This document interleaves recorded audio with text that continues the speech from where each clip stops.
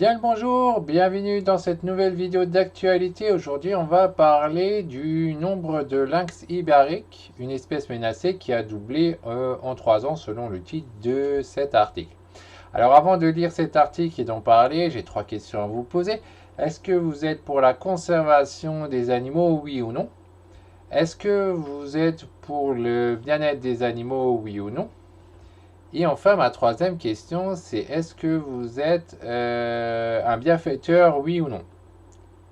Alors, si vous répondez oui à ces 3 questions, dans ce cas-là, je vous demande de participer à ma cagnotte qui me permettra d'agrandir mon élevage conservateur et ainsi d'aider un maximum d'espèces à ne pas s'éteindre.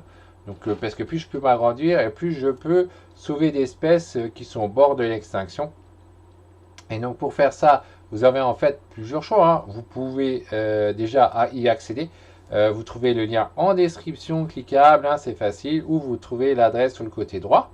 Et après, vous avez plus d'informations dessus sur la page. Et vous avez après plusieurs choix. Soit vous faites rien, hein, vous laissez les animaux s'éteindre, c'est vous qui voyez, hein. Soit vous soutenez ma cause, hein, et vous m'aidez à pouvoir sauver un maximum d'animaux. Pour ça, vous pouvez simplement partager la cagnotte, hein, ou vous pouvez faire un don. Et la dernière option, c'est évidemment, vous pouvez partager et faire un don. C'est vous qui voyez. Donc voilà, maintenant on va se concentrer sur cet article. Alors, qu'est-ce que dit cet article? Le nombre de lynx ibériques, une espèce menacée, a presque doublé en Espagne et au Portugal depuis 2020 avec plus de 2000 spécimens l'année dernière sur toute la péninsule, a annoncé le gouvernement espagnol vendredi. Alors déjà, moi je me demande, c'est une espèce menacée, mais vis-à-vis de qui? C'est qui le déclare comme menacé, etc. Parce que bon, souvent les articles, ils exagèrent. C'est possible que c'est vrai, c'est possible que c'est pas vrai. Moi j'ai tendance à me baser sur l'IUCN pour dire ce qu'il en est, mais après c'est peut-être lié à la région elle-même, comme quoi il est menacé, et pas forcément la globalité. Donc, à voir sur ce qu'il en est vraiment, hein. Alors, qu'est-ce que ça dit ensuite? Au total, 722 lynx sont nés en 2023, portant en 2021 leur nombre sur la péninsule ibérique, un record depuis que l'espèce est surveillée alors qu'il n'était que 1111 3 ans plus tôt, a expliqué le ministère espagnol de l'Environnement dans un communiqué. Cette augmentation est continue depuis 2015 et nous autorise à être obtenus sur la réduction du risque d'extinction du lynx ibérique, ajoute-t-il. Donc ça, voilà, c'est le genre de truc que j'ai applaudi grandement, moi qui est pour la conservation, les actions qui sont faites par des pays pour les sauver, alors que certains pays font l'inverse. D'ailleurs, en France, ça s'empire, vu qu'on essaie d'empêcher l'élevage en milieu contrôlé, et ça, c'est vraiment pas bon pour la conservation. Alors, qu'est-ce que ça dit ensuite? Oreilles pointues, longues pattes et pelage taché, pareil à celui d'un léopard. Connu pour ses oreilles pointues, ses longues pattes et son pelage taché, pareil à celui d'un léopard, le lynx ibérique était au bord de l'extinction il y a à peine 20 ans, victime du braconnage, des accidents de la route et de l'avancement urbain sur son habitat naturel, ainsi que la raréfaction des lapins sauvages, principale proie du lynx. Quand le premier recensement du félin avait été lancé en 2002, il y avait moins de 100 spécimens dans la péninsule ibérique. Donc là, c'est précisé, on parle bien de la péninsule ibérique. Ok. Le ministre a attribué l'augmentation du nombre de lynx au succès d'un programme d'élevage en captivité et de réintroduction lancé en 2011.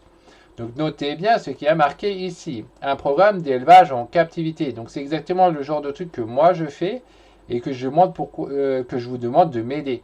Si vous m'aidez à agrandir mon élevage, je pourrai plus sauver d'animaux et c'est exactement ça qu'ils ont fait, hein.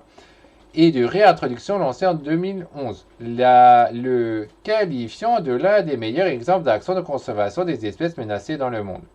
372 lynx nés en captivité ont été relâchés dans la nature. Donc voilà, c'est tout à fait ce que moi je fais et donc ce qu'il faut faire pour pouvoir sauver les animaux, hein. Depuis 372 lynx nés en captivité ont été relâchés dans la nature. La population de lynx ibérique a même continué d'augmenter à partir de 2015, alors que l'Union internationale pour la conservation de la nature avait abaissé le niveau de menace de en danger critique d'extinction, catégorie la plus élevée avant l'extinction à l'état sauvage à en danger.